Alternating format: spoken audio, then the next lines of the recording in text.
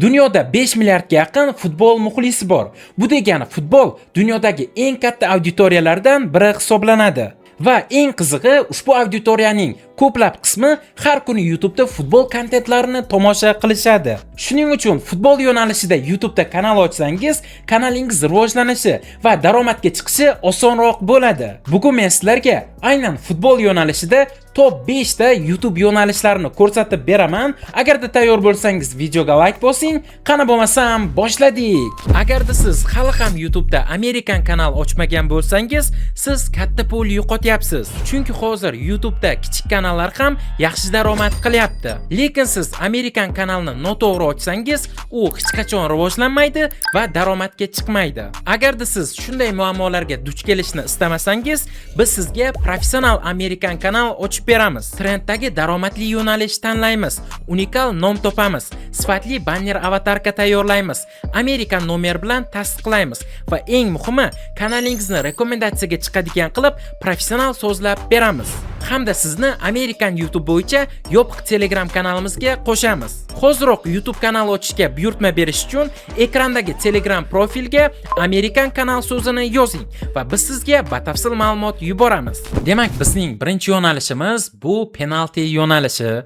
Bu yo'nalishda do'stlar, men darslik chiqarganman, to'liq darslik kanalda bor bilasizlar va birinchi yo'nalish deb mana shuni sizlarga ko'rsatmoqchiman. Chunki juda ham ko'p obunachim meni aynan mana shu yo'nalishda kanal ochib, YouTube'ga video joylab menga natijalarni yubordi. Ya'ni bizning o'zimizni obunachilarimiz natijasi juda ham zo'r bo'lyapti. Shuning uchun birinchi yo'nalish deb ushbu yo'nalishni yana bir marta ko'rsatib ketyapman. Xo'p, ushbu kanalga e'tiboringizni qarating. Atigi 13 ta video joylagan. Undan ham 3 tasi boshqa yo'nalishda va atigi 10 ta video mana shu penalti yo'nalishida. Birinchi video 30 ming, 30 ming, uchinchi video 1 million 300 ming prosmotr bo'lgan. Yana bitta video mana 4 kun oldingisi 1 million 100 ming, 2 kun oldingi video 815 ming, qolgani ham mana 90 ming, juda ham yaxshi prosmotr. Ya'ni juda ham zo'r ketayotgan yo'nalishlardan biri. Kelinglar videoga kirib ko'ramiz. Mana xuddi shu tarzda bo'ladi. Ya'ni bilmaydiganlar uchun bitta fon qo'yiladi, mana shunaqa penalti fon va bu yog'i chista montaj bo'ladi. Ya'ni siz qandaydir videoni, penalti videosini YouTube'dan ko'chirib olishingiz, shunga o'xshagan narsalar qilish kerak emas. Ya'ni bu xavfsiz degani, mana shunaqa taymer ketadi. Bu yerda so'rayapti, qayerga gol bo'lishini taxmin qilgin va o'sha joyga bos deyapti. Va mana chap tarafga qarab to'p ketyapti. Xuddi shunaqa tarzda do'stlar video davom etadi. 2 ta, 3 ta yoki maksimum 4 ta futbolistni qo'yib shunaqangi video ishlanadi. Bitta video ishlashga taxminan 20 daqiqa vaqtingiz ketadi. Agarda уже professional bo'lsangiz 10 daqiqa ham sizga yetarli bo'ladi. Ikkinchi yo'nalishimizni futbol statistika deb nomladim. Ya'ni bu yerda har xil futbolistlarni qandaydir mashinasi borligi, nimadirlarni iste'mol qilishi, qilmasligi, mana shunga o'xshagan ma'lumotlar beriladi. Kelinglar, masalan, ushbu videoga kirib ko'ramiz. Mana bu yerda 4 ta futbolist turibdi. Bu yerda hammasi futbolist emas ekan, ya'ni iShowSpeed ham bor ekan. Ronaldo, iShowSpeed, Messi va Yamal. Bu yerda ko'rishingiz mumkin, ya'ni alkogol, ichimlik. Va mana bu yerda X chiqyapti, ya'ni Ronaldo bu ichmaydi degani.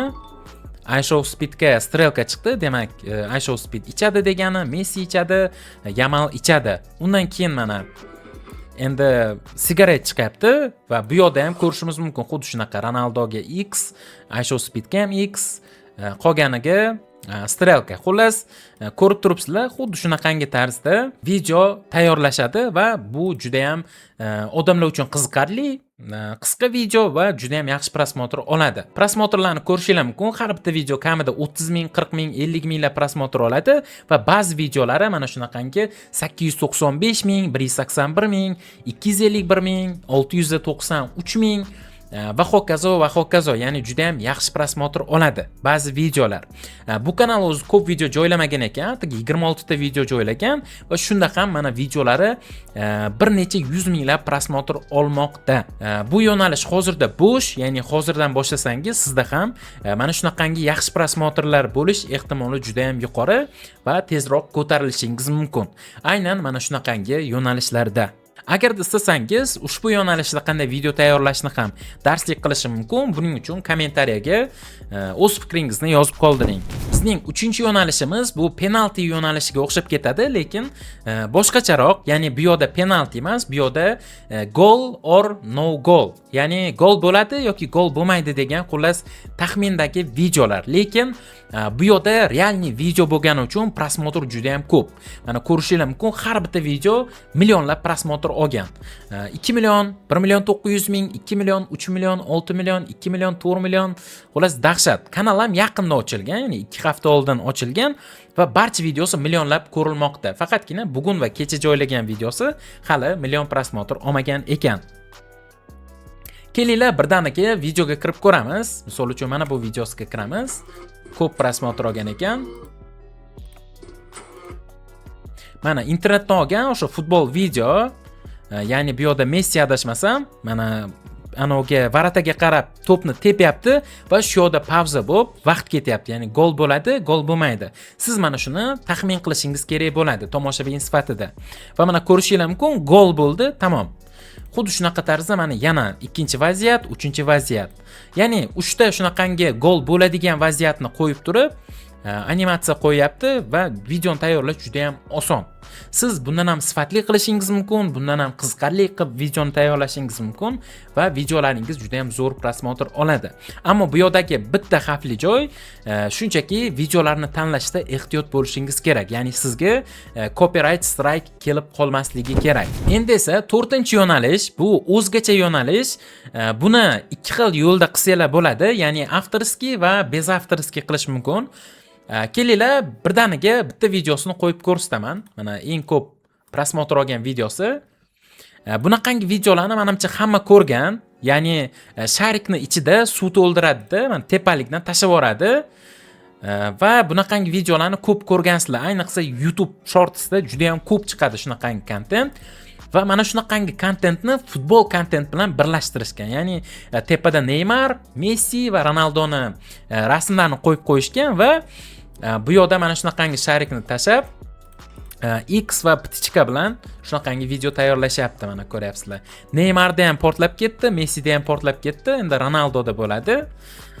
Bu yerda ham bunaqangi like va obuna bo'lishga bayt ketyapti. Bu juda ham kanalni rivojlantirishga yordam beradigan narsa. Kim ishlatmasa agar men maslahat beraman ishlatishni. Va mana oxirini ko'ramiz. Bu yerda ham shunchaki portlab ketyapti va do'stlar montajda mana videoni qaytarishgan. Tamom. Ronaldoga ptichka bo'lyapti. Mana shu videoni o'zi ko'rib turganingizda 6 million 700 ming prosmotr olgan, ataki 2 haftada.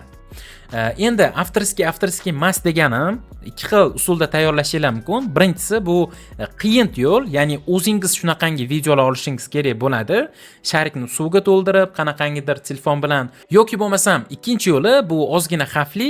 Mana shunaqangi kontentlarni, kadrlarni internetdan ham olishingiz mumkin. Lekin bu qandaydir sizlarga muammolar olib kelishi mumkin. Shuning uchun agarda qilsangiz, o'zingiz shunaqa videolar olishingizni men tavsiya qilaman. Prosmotrlar 6 million, 2 million, 1,5 million, 1 million 700 ming, 600 ming va kanalim do'stlar unchalik ko'p bo'lmagan, atigi mana 2 haftadan beri yurib kelmoqda va 2 haftada shunaqangi zo'r prosmotrlar. Bizning 5-yo'nalishimiz bu jonli efir yo'nalishida bo'lib o'tadi. Ko'rishingiz mumkin. 2 soat, 1 soat, 1 soat, 2 soat pashti, xullas 1-2 soat atrofida jonli efir qilishadi va jonli efirlar juda ham zo'r prosmotr oladi. Masalan, 19 soat oldingi jonli efir 900 ming, 300 ming, 157 ming, 200 ming va hokazo. Mana eng mashhur o'zi 900 ming prosmotr olgan ekan. Efirni ko'rishingiz mumkin do'stlar. Efirda mana shunaqangi rakvina deyiladi, adashmasam. Mana shu rakvinada qizil va ko'k rangdagi koptokchalarni tashlaydi va qaysi biri tushsa Ronaldoga yoki bo'lmasa Messiga hisoblaydi. Mana telefonda qandaydir dastur o'rnatib olgan, hisoblaydigan va xuddi shu tarzda do'stlar 2 soat davomida jonli efir qilib turadi. Marhamat, o'zingizlar ko'rishingiz mumkin.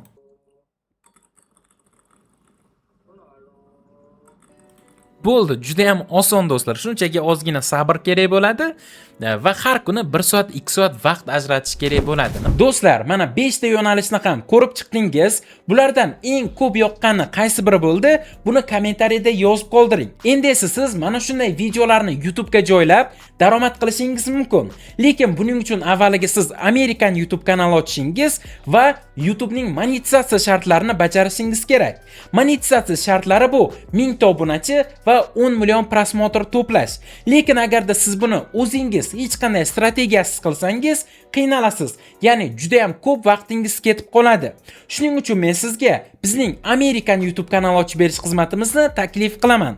Biz sizga o'zimiz noldan YouTube kanal ochib berib, uni nastroyka qilib, tayyor qilib sizga topshiramiz. Siz esa biz bergan strategiya orqali YouTube kanalingizga videolarni joylashtirasiz va shunga yarasha tezroq natijaga chiqasiz. Xizmatimiz haqida batafsil ma'lumot olish uchun ushbu admin profiliga Telegram orqali YouTube kanal so'zini yozib yuboring. Biz sizga batafsil ma'lumot yuboramiz. Video foydali bo'lgan bo'lsa like bosishni unutmang. Keyingi videolarda ko'rishguncha